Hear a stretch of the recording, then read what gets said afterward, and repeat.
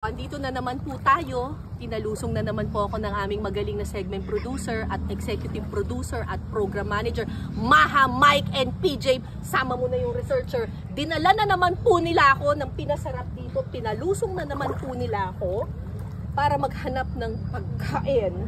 Binigyan pa nila ako ng lagare. Kukuha po kami ngayon ng, kung tawagin nila dito ay kabit. Ano ba? Kabit ba? Katid. Katid. Katid. Katid. Iba yung kabit eh, no? Ay, iba po yung katid. Iba yun. Ayaw natin yun. Ayaw. Ayaw. Ayaw. Good boy si kuya. Kadit. Ano? Katid. Katid. Katid. Kuha kami ng katid na makikita dito at lalagariin natin. Pero, actually, ang katid ay tawag ng mga taga-Baler sa tamilok. So, ang gagawin natin ay hihiwain lang natin to. Yan.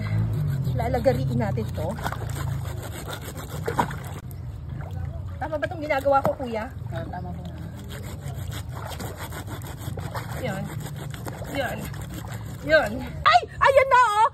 Hinihiwa ko pa lang, may lumalabas na, oh. Pak! Eto na po. Oh. Oh. Kita nyo? Pak! Pak! Tamilok! Tamilok. Teka, sayang ito. Yan na! Nahulog na. Kuya. Okay. Ayan. Yung tamilok, kinain na niya yung kahoy na to. So, yan. Ayan. Yan. Kung mapapansin niyo yung tamilok nila dito sa Baler, tisay. Maputi. Kasi maputi rin yung kahoy.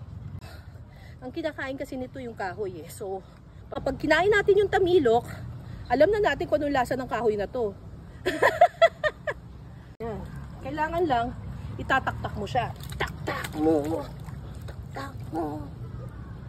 Ito, may lumalabas. Tak. Yun. Tara! Ang taba! Kuya, ang taba nito!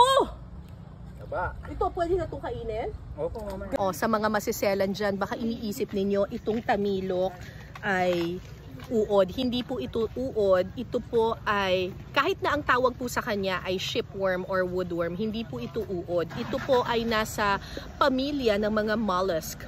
M-O-L-L-U-S-K. Pak! Diba? Galing ko na sa spelling, galing ko pa sa science. Boga! Ano pa ba yung mga nasa mollusk family? Yun ay mga oyster, mga talaba, mga tahong, mga ganun. Kapag kumain po kayo nito, tanggalin nyo lang po yung parang ulo niya. Ayan o, yung parang ganyan niya. Yan, na merong ngipin. Huwag nyo po kakainin yan. Yung katawan lang po ang kinakain dito. Yan. 2x2 na lang kulang. Nakatikim na ako ng tamilok, so hindi na to bago sa akin. Pero, na-realize ko na kapag iba yung lugar at saka iba yung kahoy, iba rin yung lasa. So dito, yung tamilok nila mas maputi, mas mataba, at saka mas creamy. Kaya yung lasa niya, para siyang may gatas sa loob. Parang creamy. Abangan sa pinasarap!